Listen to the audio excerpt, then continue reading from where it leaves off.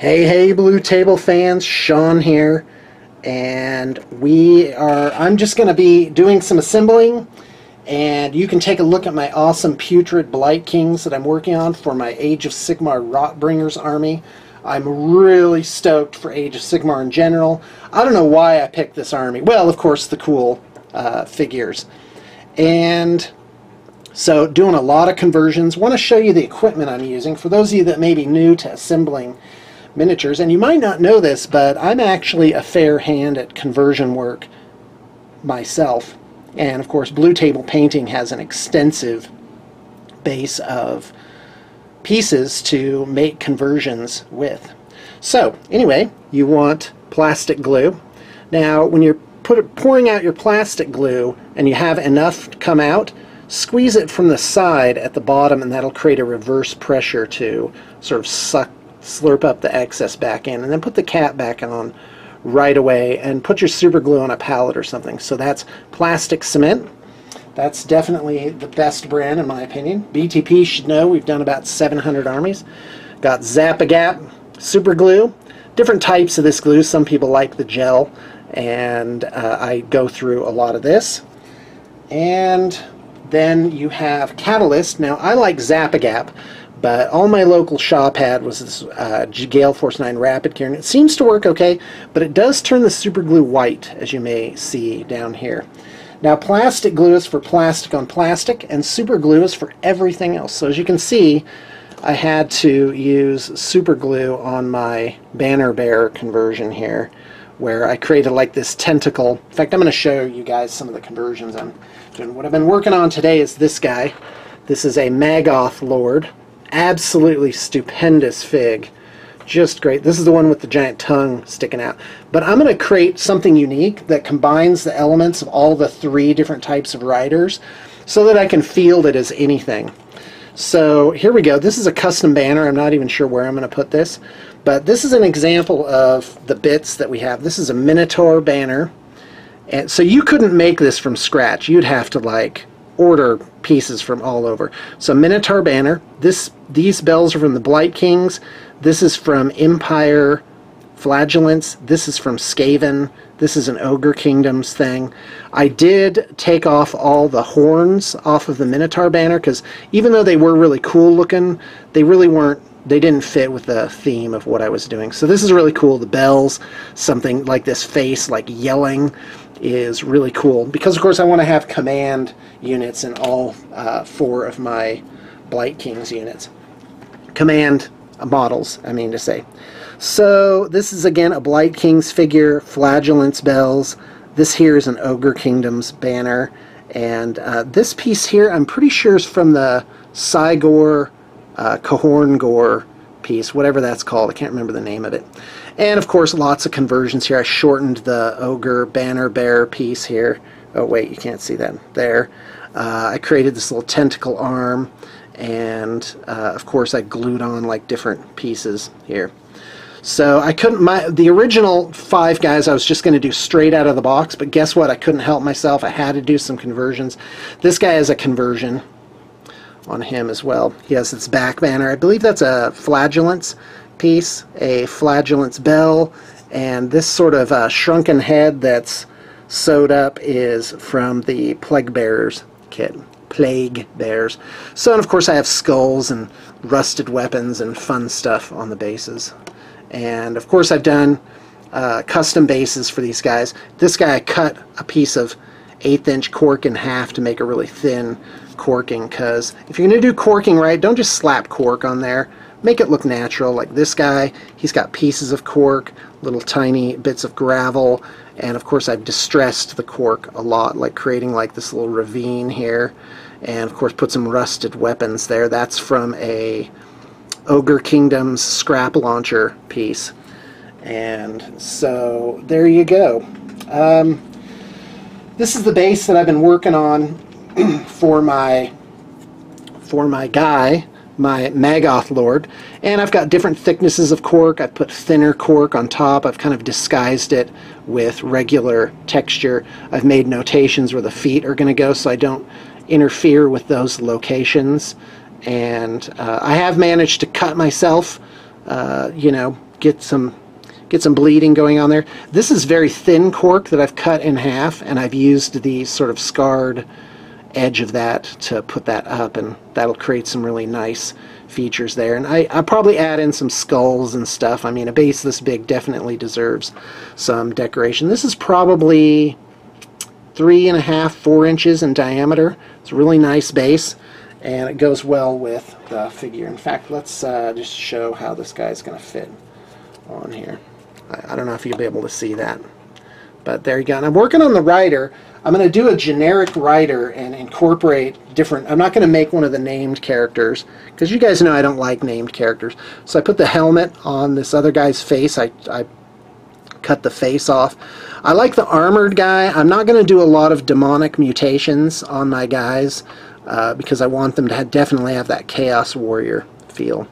And this guy really, really, really looks... This is the best of the riders, with like the nails through the horns. I think that's really cool. And I like this giant mutated horn coming up here. Is really, really a cool feature. So I could go on and on and on and on and on. There's a lot. In fact, this guy's going to have an axe and a shield, or maybe a scythe and a shield. I don't know. There's just so many good options to put on the rider, which I think I already showed you. So anyway, so I'm going to work. I'll just leave these up here so you can kind of look at them. I don't know why you would want to, but this is now becoming more of a radio show, because I'm going to just clean my pieces and talk a little bit. So first off, yeah, I know I haven't put up that many videos compared to the historical amount. I feel like I've really contributed to the hobby with the, I think it is 4,600 videos that I've made over the years. And I want to thank you fans for sticking around. I have this really loyal core, I guess, of people who just watch any old bullocks that I would put up. So right now I'm in my second floor office. It's very beautiful. You've actually seen it in some other videos where I was talking to Katie. And I've got a really great crew. They're just so fun to work with. And I'm really just enjoying the one-on-one aspect that I have with my artists right now. And they do know each other to some extent.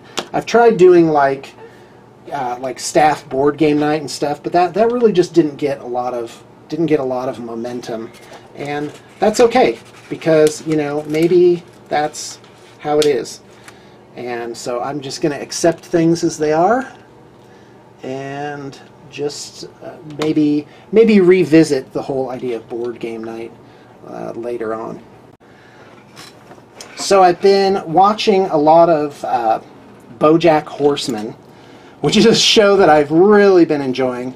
I think it's very clever, and it's a cartoon type show for adults. By the way, off camera I'm assembling this Maggoth Lord. Putting his arm on now, his axe arm. I'm going to have him have an axe and a shield. I'd love to get the scythe on there somewhere, but I don't think that's going to be possible. And I gotta tell you, GW has done a great job with these figures. They're a delight to put together. So on the Maggoth Lord, by the way, I'll get back to BoJack Horseman in a minute. On the Maggoth Lords, there's 3 riders. So with the other 2, I'm going to try and find bottoms for them and create 2 more Blight Kings, or you know, make some more variation on them. And I am looking for piece number 59. Here's the sprues, by the way. That's what that looks like. And I gotta tell you, they give you a lot of extras on there.